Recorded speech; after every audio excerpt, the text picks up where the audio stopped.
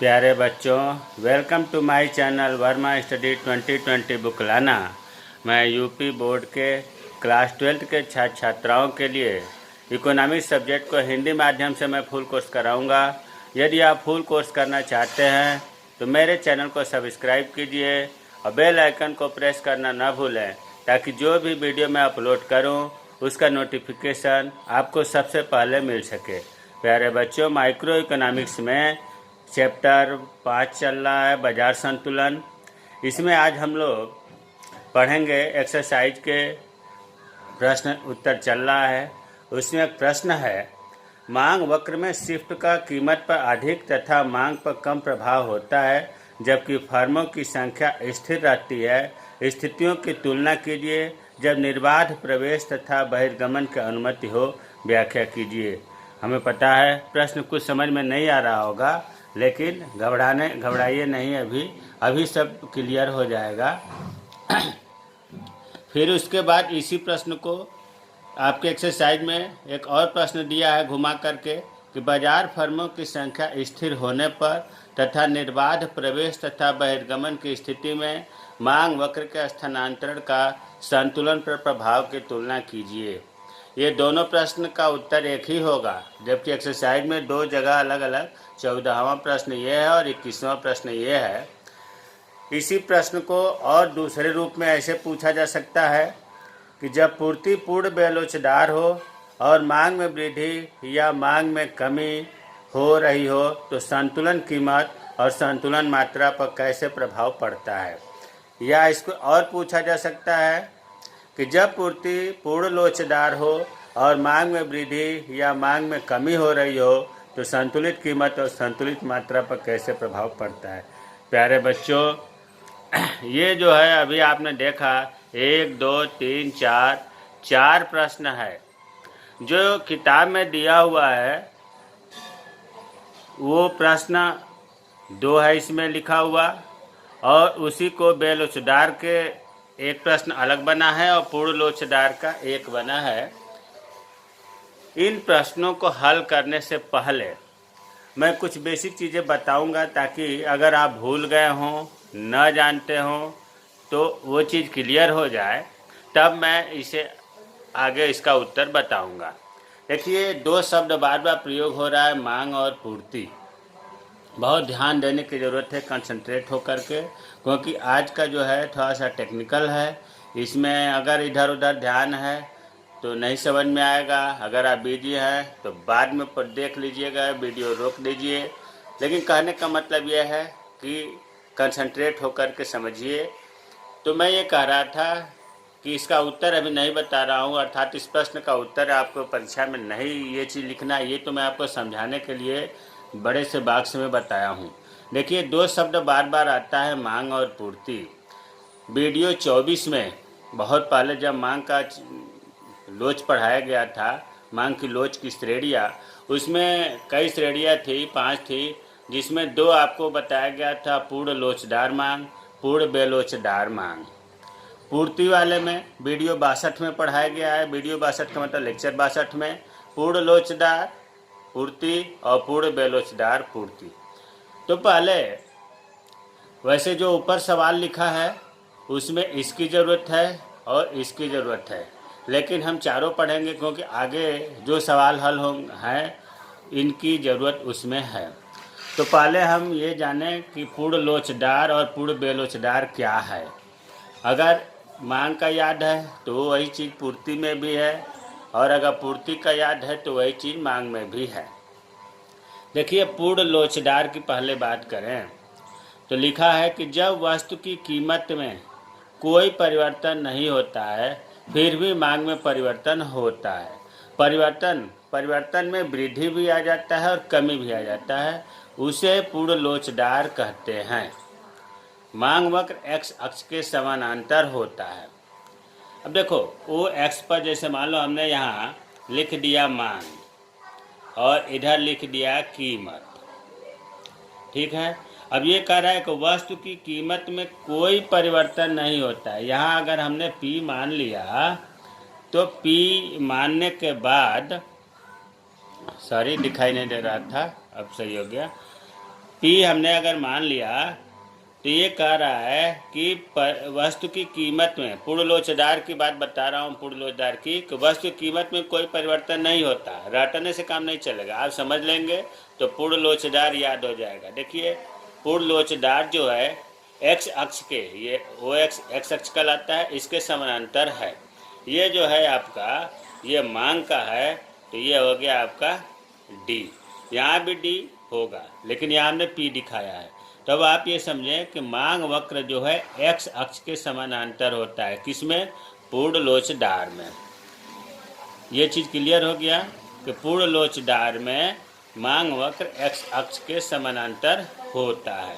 अब प्यारे बच्चों, जैसे मान लो कि कोई वस्तु है पी पर, उसकी मांग हो रही है क्यू, ठीक है, और उसके बाद उसकी मांग और बढ़ गई, मतलब कि मांग बाज़ार में बढ़ गई, यहाँ हो गई Q1 हो गया, लेकिन कीमत उतना ही है। ध्यान दो, अगर मान लो जो मांग थी उससे मांग कम हो गई, यहाँ हमने Q2 मान लिया, तो इस प्रकार की स्थिति पूर्ण लोचदार कहलाती है।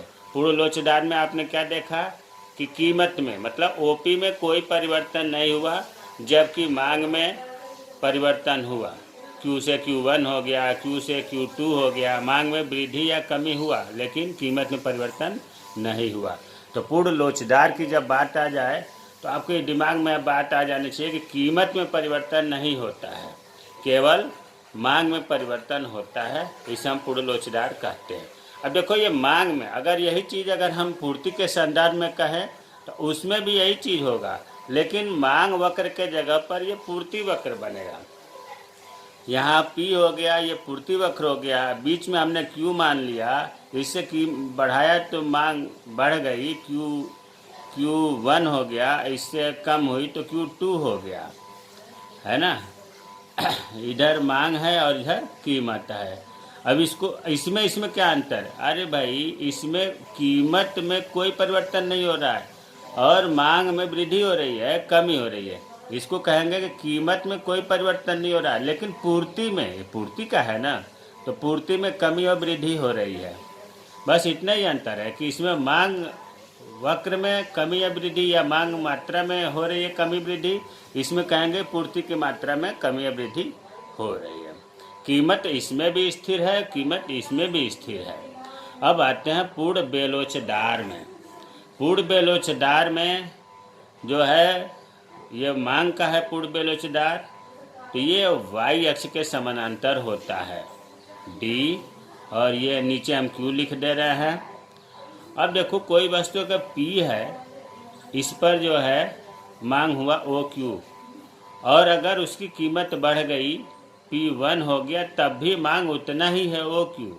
अगर कीमत कम हो गई P2, तब भी मांग उतना ही है ओ क्यू। इसमें क्या देखने को मिल रहा है? इसमें ये देखने को मिला, लिखा है कि जब वस्तु की कीमत बढ़ने या घटने से, देखो वस्तु की कीमत बढ़ी या घटी लेकिन मांग में कोई परिवर्तन नहीं हुआ, ओ क्यू में कोई परिवर्तन नहीं हुआ, इसलिए इसे पूर्ण बेलोचदार कहते हैं। मांग वक्र वाई अक्ष के समानांतर है। ये चीज़ समझ में आ गया होगा। अब देखो पूर्ति के संदर्भ में देख लेते हैं पूर्ण बेलोचदार। इसमें भी पूर्ति वक्र, अब पूर्ति में है तो पूर्ति वक्र बनाएंगे। क्यू, यहाँ कोई पी कीमत पर पूर्ति हो रही है ओ क्यू, कीमत बढ़ गया P1 हो गया, तब भी उतनी ही पूर्ति हो रही है ओ क्यू, कीमत घट गया P2 हो गया, तब भी उतनी ही पूर्ति हो रही है। तो ऐसी स्थिति को हम कहते हैं पूर्ण बेलोचदार। अगर ये दिमाग में बात नहीं बैठती है तो आप इतना जानो कि जो बेलोचदार है उसमें मांग के संदर्भ में मांग वक्र वाई अक्ष के समानांतर होगा, पूर्ति में पूर्ति वक्र वाई के समानांतर। बेलोचदार का नाम लेते ही वाई अक्ष याद आ जाए दिमाग में तो गड़बड़ नहीं होगा। उसी तरह से लोचदार में जो मांग के संदर्भ में मांग वक्र एक्स अक्ष के समानांतर होगा और पूर्ति में पूर्ति वक्र एक्स अक्ष के समानांतर होगा। तो अगर लोचदार की बात आ जाए तो एक्स अक्ष के समानांतर याद रखो कि लोचदार एक्स अक्ष के समानांतर, बेलोचदार वाई अक्ष के समानांतर। इससे अपने आप क्लियर हो जाएगा। हमें उम्मीद है ये चीज़ पहले बताया गया था, लेकिन इसके बिना बच्चे अक्सर कन्फ्यूजन में पड़ जाते हैं, इसलिए हमें यहाँ दोहराना पड़ा कि पूर्ण लोचदार क्या है, पूर्ण बेलोचदार क्या है। अब प्रश्न एक बार फिर हम देखें। इसमें लिखा है कि मांग वक्र में शिफ्ट का कीमत पर अधिक, शिफ्ट का मतलब होता है खिसकाव, घुमाव, अधिक तथा मात्रा पर कम प्रभाव पड़ता है, जबकि फार्मों की संख्या स्थिर। देखो, इसको समझना बहुत ज़रूरी है। फार्मों की संख्या स्थिर और दूसरे कंडीशन है कि निर्बाध प्रवेश तथा बहिर्गमन। पहले हम इनके अर्थ को समझेंगे, तब आगे सवाल हल करेंगे। फार्मों की स्थिर संख्या और निर्बाध, देखिए यहाँ हमने अर्थ लिख दिया है।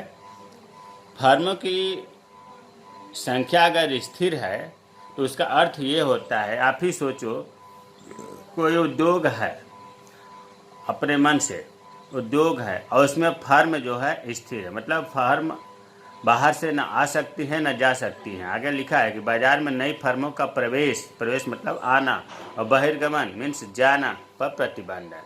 तो नाम से लग रहा है कि फर्मों की संख्या स्थिर है, तो इसका अर्थ तो समझ लो कि इसका मतलब हुआ कि बाहर से फर्म न आएंगी और न जाएंगी उस उद्योग में। तो जब बाहर से फर्म नहीं आएंगी तो क्या होगा, पूर्ति नहीं बढ़ेगी, पूर्ति वक्र स्थिर होगा। और बाहर से जब फर्म आ ही नहीं रही है तो पूर्ति बढ़ेगी नहीं, इसमें से बाहर फर्म जा नहीं रही है तो पूर्ति कम नहीं होगी। तो फर्म की स्थिर संख्या का नाम लेते ही ये बात दिमाग में आ जाना चाहिए कि पूर्ति स्थिर होता है, और पूर्ति स्थिर होता है मतलब पूर्ति में बढ़ाया घटाया नहीं जा सकता। इसी स्थिति को तो बेलोचदार कहते हैं। केवल कीमत में बढ़ेगा घटेगा, पूर्ति बढ़ेगा घटेगा नहीं। देखो, अभी हमने बताया कि पूर्ति बेलोचदार की स्थिति में कि मांग जो है इसमें बढ़े, मतलब कीमत बढ़े या घटे, पूर्ति में कोई परिवर्तन नहीं होता, पूर्ति स्थिर होता है। भाई, पूर्ण बेलोचदार की परिभाषा ही बताया गया है कि इसमें पूर्ति वक्र स्थिर होता है और कीमत बढ़ता घटता है। तो जब प्रतिबंध लगा होता है, फर्मों की संख्या स्थिर होती है, तो पूर्ति वक्र स्थिर होती है। इसी कंडीशन को हम पूर्णतः बेलोचदार कहते हैं। और जब वक्र स्थिर होगा या पूर्णतः बेलोचदार होगा तो आपको पता है कि पूर्ति में वृद्धि कमी नहीं होगा, केवल कीमत में वृद्धि या कमी होगा। तो अब एक चीज़ ये एकदम स्पष्ट है कि फर्मों की संख्या स्थिर का नाम लेते ही आप ये जानें कि ये पूर्ति बेलोचदार की बात कर रहा है, पूर्णतः बेलोचदार की बात कर रहा है। दूसरा है इसमें, इसी प्रश्न में, कि निर्बाध प्रवेश तथा बहिर्गमन का। निर्बाध का मतलब होता है बिना रोक टोक का, कोई बाउंडेशन नहीं, कोई प्रतिबंध नहीं प्रवेश करने में और बहिर्गमन बाहर जाने में। मतलब उद्योगों में फर्मों को प्रवेश करने में और बाहर जाने में कोई प्रतिबंध नहीं है।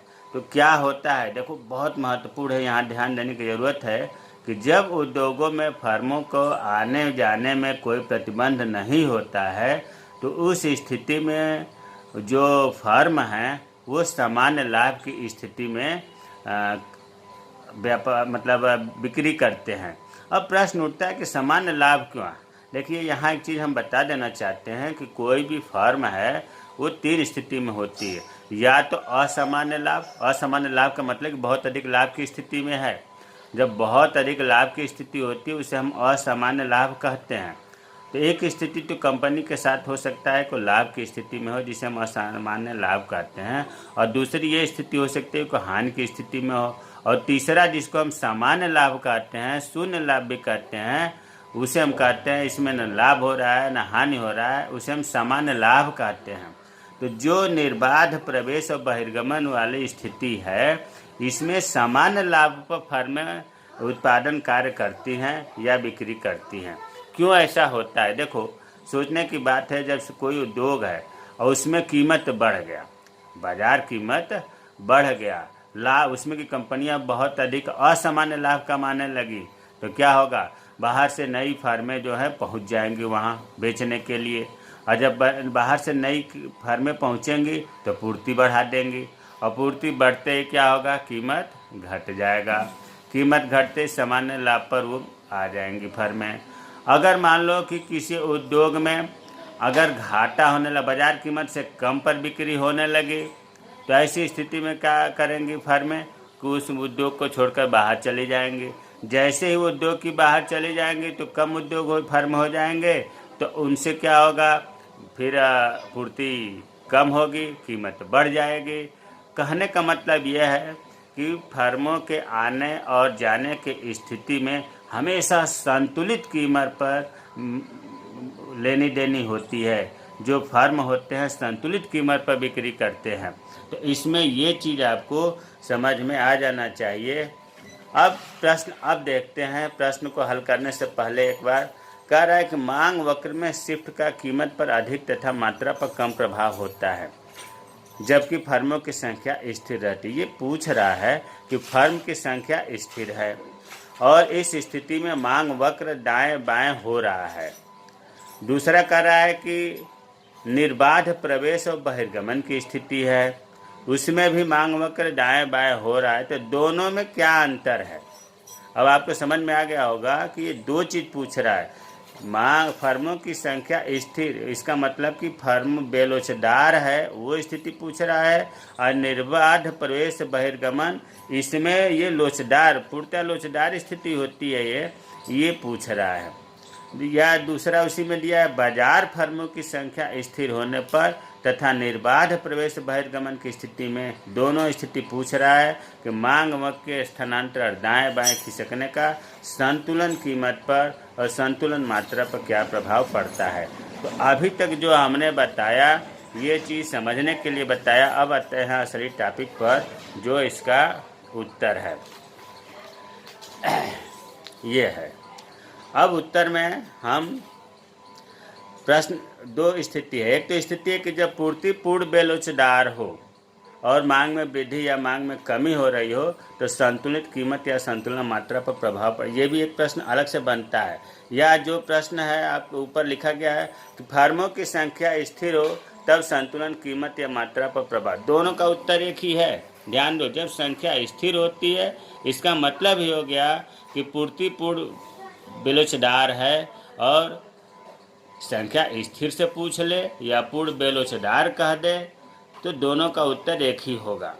अब इसको हम चित्र के माध्यम से समझते हैं कि कैसे होगा। देखो, इधर हमने लिख दिया मांग और पूर्ति, इधर लिख दिया कीमत। अब इसमें स्थिर होते, फर्मों की संख्या स्थिर होते ही ये दिमाग में बात आ जानी चाहिए कि ये पूर्ण बेलोचदार, पूर्ति, भाई फर्म की संख्या स्थिर होगी तो पूर्ति न घटेगी न बढ़ेगी। बाहर से कंपनी जा ही नहीं तो पूर्ति कहाँ से बढ़ेगी, बाहर कंपनी निकल नहीं तो पूर्ति घटेगी नहीं। अर्थात पूर्णतया बेलोचदार स्थिति में होगा। तो पूर्णतया बेलोचदार में जो पूर्ति है, हमेशा आपको अभी बताया हूँ कि वाई अक्ष के समानांतर होता है।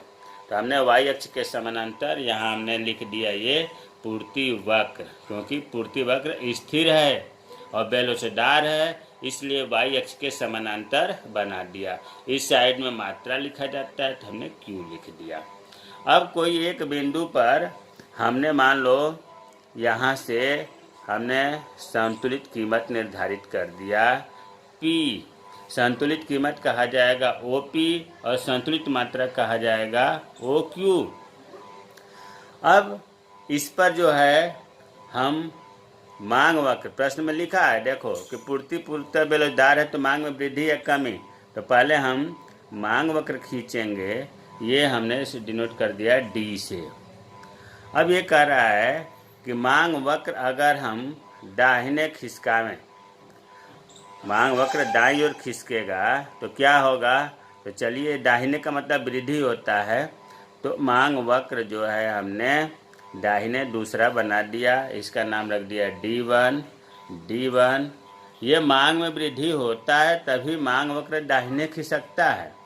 और जैसे ही मांग बढ़ेगी, ध्यान दो हम क्या कहना चाहते हैं, जैसे ही पहले से मांग बढ़ेगी तो पूर्ति तो बढ़ नहीं रही है, तो क्या होगा, कीमत बढ़ जाएगी। अर्थात ये जो बिंदु है इस पर हम नया कीमत जो पाएंगे, संतुलित कीमत, इसे हमने चलो मान रख दिया P1, तो कीमत बढ़ गई। क्यों बढ़ गई? क्योंकि पूर्ति बढ़ नहीं रही थी, मांग ज़्यादा बढ़ गई। मांग बढ़ते ही कीमत बढ़ गई, ओपी से OP1 हो गया। अब मांग को घटा करके देखते हैं। अगर मांग घटता है तो मांग वक्र बाएं खिसकता है, ये बहुत पहले से बताया जा रहा है। और जब मांग वक्र बाएं खिसकता है तो इसमें कीमत घट जाती है, पूर्ति स्थिर है क्योंकि पूर्ति कम नहीं कर सकते, कंपनियां बाहर नहीं जा सकती। ये मान लो घट करके हो गया P2। तो अब इस स्थिति में फर्म की संख्या स्थिर हो, अर्थात पूर्ति पूर्ण बेलोचदार हो, मांग में वृद्धि किया गया, मांग में कमी किया गया, तो ये निष्कर्ष निकला कि पूर्ति बेलोचदार की स्थिति में संतुलन कीमत में तो प्रभाव पड़ रहा है, संतुलित मात्रा में कोई परिवर्तन नहीं हुआ और संतुलित कीमत में हुआ। देखो OP कीमत पर भी OQ संतुलित मात्रा रहा, OP1 हुआ तब भी इतनी संतुलित मात्रा रहा, कीमत घट गई OP2 हो गया तब भी इतनी संतुलित मात्रा रहा, लेकिन कीमत में वृद्धि। अब जो अभी तक हमने बताया है वही चीज़ यहाँ मैं लिख दिया हूँ ताकि अभी हम कह रहे हैं आपके ध्यान से उतर जाएगा और इसको आप पढ़ करके आप इस चित्र को समझेंगे तो याद हो जाएगा। प्यारे बच्चों, ये चीज़ लिखना कोई ज़रूरी नहीं है, ये तो आपको समझने के लिए चित्र बनेगा और ये निष्कर्ष लिख दिया जाएगा बस। अगर पूरा लिखते हैं तो बहुत अच्छी बात है, लेकिन फाउंडेशन नहीं है, क्योंकि ये माना जाता है कि वही वो लड़का जो चित्र बना रहा है वो व्याख्या कर सकता है। निष्कर्ष क्या निकला अभी मैंने बताया कि जब पूर्ति बेलोचदार हो तो संतुलित मात्रा में कोई परिवर्तन नहीं होता है। देखो OQ में कोई परिवर्तन नहीं हुआ, जबकि संतुलित कीमत में परिवर्तन होता है, संतुलित कीमत में बढ़ा भी और घटा भी। तो फर्म की संख्या स्थिर होने पर आपने देख लिया कि वह स्थिति बेलोचदार होगी और संतुलित मात्रा में कोई परिवर्तन नहीं होगा, संतुलित कीमत में होता है। अब उसी प्रश्न में दूसरा है सवाल कि जब पूर्ति पूर्ण लोचदार हो और मांग में वृद्धि या कमी हो रही हो, पूर्ण लोचदार, देखो अब लोचदार की बात हो रही है, वो बेलोचदार था, संतुलित कीमत या संतुलन मात्रा पर प्रभाव क्या होगा? या फर्मों में निर्बाध प्रवेश व बहिर्गमन की दशा में संतुलन कीमत या संतुलन मात्रा। अभी हमने बताया कि जैसे ही फर्म की संख्या स्थिर की बात आवे तो आप मान लो कि पूर्ति पूर्ण बेलोचदार है, और जहाँ निर्बाध प्रवेश और बहिर्गमन की बात आवे वहाँ आप समझ लो कि पूर्ण लोचदार की बात हो रही है, पूर्ति पूर्ण लोचदार है। ऐसा क्यों होता है? अभी मैंने बताया कि ऐसा इसलिए होता है कि इसमें सामान्य कीमत पर ही फर्में बिक्री करती हैं। अगर कीमत बढ़ जाती है तो फर्में आ जाती हैं, इसलिए कीमत घट करके सामान्य कीमत हो जाता है। कीमत कम होती है तो फर्में चली जाती हैं, इसलिए फिर पूर्ति कम हो जाती है और कीमत बढ़ जाती है तो सामान्य स्तर हो जाता है। अब इसको हम चित्र के माध्यम से समझें, उसी तरह से इसमें भी बनाएंगे। लोचदार में पहले तो हम लोचदार में ये बताएं, आपको बताया गया, अभी पीछे बताया हूँ कि पूर्ति पूर्ण लोचदार स्थिति में क्या होता है कि जो पूर्ति वक्र है X अक्ष के समानांतर होता है। तो सबसे पहले हम पूर्ति वक्र बना लेते हैं X अक्ष के समानांतर। X अक्ष ये हो गया आपका पूर्ति वक्र, ये हो गया आपका P कीमत। अब इसमें जो है हमने कोई बिंदु ले लिया, इस पर हमने संतुलन मात्रा OQ रख दिया और इस पर जो है हम मांग वक्र खींच लिया, क्योंकि मांग वक्र दाएं बाएं खिसका कर देखना है कि लोचदार स्थिति में क्या फ़र्क पड़ता है। सॉरी, ये डॉट डॉट नहीं होगा, जो बढ़ाएंगे वो डॉट डॉट होगा। ये हो गया आपका D, ये आपका E हो गया। अब देखो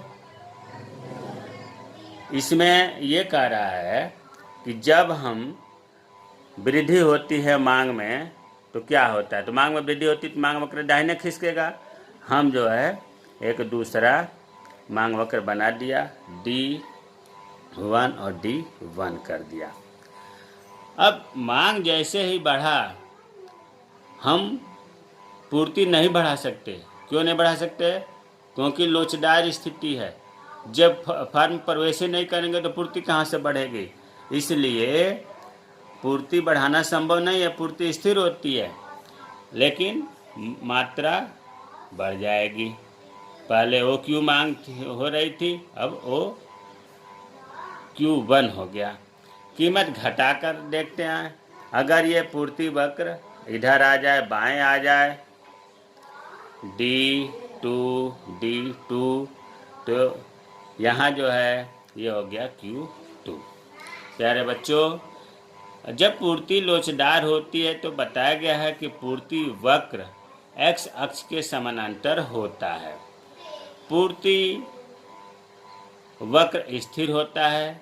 मांग वक्र के बढ़ने या घटने से मांग मात्रा पर तो प्रभाव पड़ता है, परिवर्तन होता है, लेकिन कीमत पर प्रभाव नहीं पड़ता।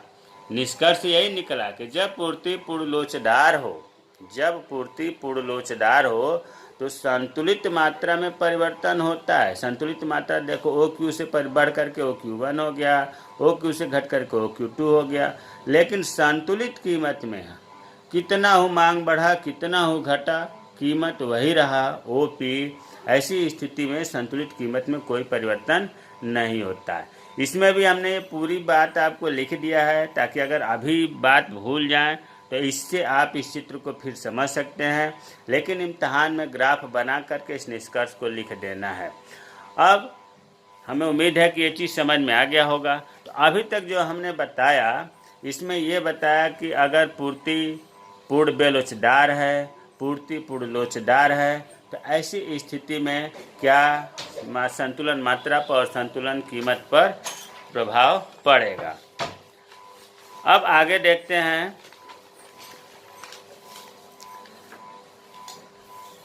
प्रश्न है कि जब मांग पूर्ण लोचदार हो, देखो अब तक आपने पढ़ा पूर्ति पूर्ण लोचदार। जब मांग पूर्ण लोचदार हो और पूर्ति में वृद्धि या पूर्ति में कमी हो रही हो, तो संतुलित कीमत और संतुलित मात्रा पर कैसे प्रभाव पड़ेगा। देखिए, वहाँ अभी इससे पहले जो बताया उसमें पूर्ति पूर्ण लोचदार और पूर्ति बेलोचदार बताया। अब यहाँ मांग की बात हो रही है कि मांग पूर्ण लोचदार है, और यह भी पता है कि लोचदार में जो है x अक्ष के समानांतर बनता है, और मांग वक्र पूर्ण लोचदार है, तो मांग वक्र को जो है हम x अक्ष के समानांतर बना दिया। उसमें पूर्ति लोचदार था तो पूर्ति लिखा था, यहाँ सप्लाई लिखा था, S लिखा था। यहाँ मांग पूर्ण लोचदार है तो मांग को पूर्ण लोचदार में x अक्ष के समानांतर बना दिया। अब पूर्ति में वृद्धि, ध्यान दो, ऐसे नहीं, पूर्ति हमेशा ऐसे बनता है, नीचे से ऊपर की ओर उठता हुआ होता है। चलिए ठीक है, बीच में हम एक मान लिया कोई, ये P हो गया और यहाँ हमने Q मान लिया।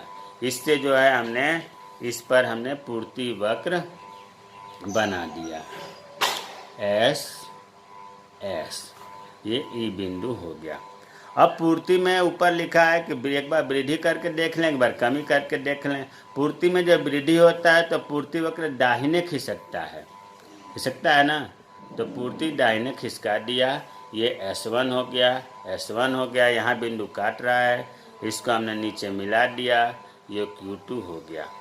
अब पूर्ति को फिर एक बार कमी करके, तो पूर्ति में जब कमी होगी तो ये बाएं बनेगा, इसको हमने नाम रख दिया S1। देखो इधर ये खिसका था, अब ये इधर है, यहाँ ये काट रहा है, तो ये हो गया मान लो Q2, ये E1, ये E2।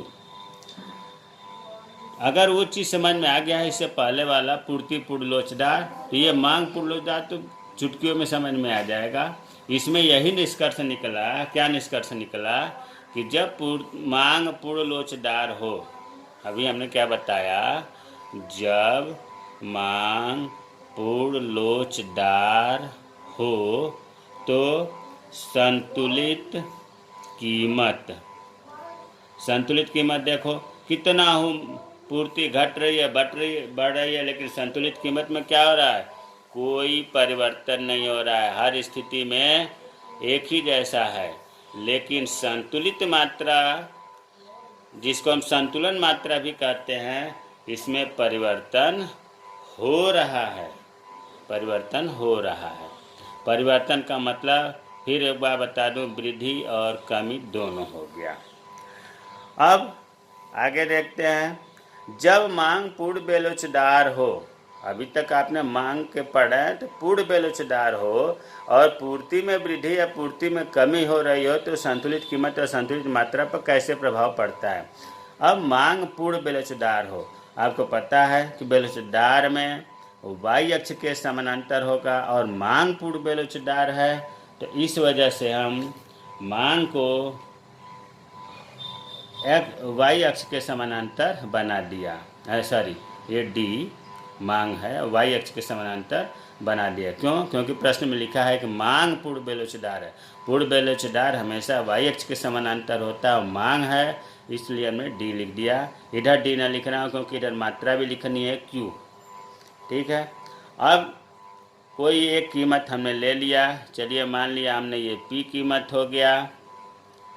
अब इस बिंदु पर हम पूर्ति वक्र खींचते हैं, ये S हो गया। अब पूर्ति में वृद्धि करके देखते हैं। पूर्ति में वृद्धि हमने किया तो वृद्धि करने पर दाहिने खिसकेगा, S1 हो गया, S1 हो गया। अब जो है यहाँ काट रहा है ये, इसको हम कीमत पर देखेंगे, ये मान लिया P1 हो गया। पूर्ति को हम कम करके देखेंगे, ये S2 हो गया, S2 हो गया। यहाँ पर ये जो है नया कीमत मिला P2।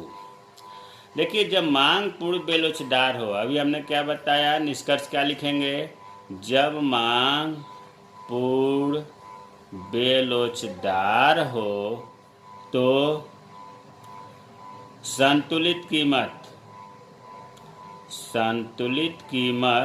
देखो, P से OP से OP2 हो गया, OP से OP1 हो गया, तो संतुलित कीमत में परिवर्तन हुआ। और संतुलित मात्रा में OP कीमत पर भी संतुलित मात्रा OQ ही था।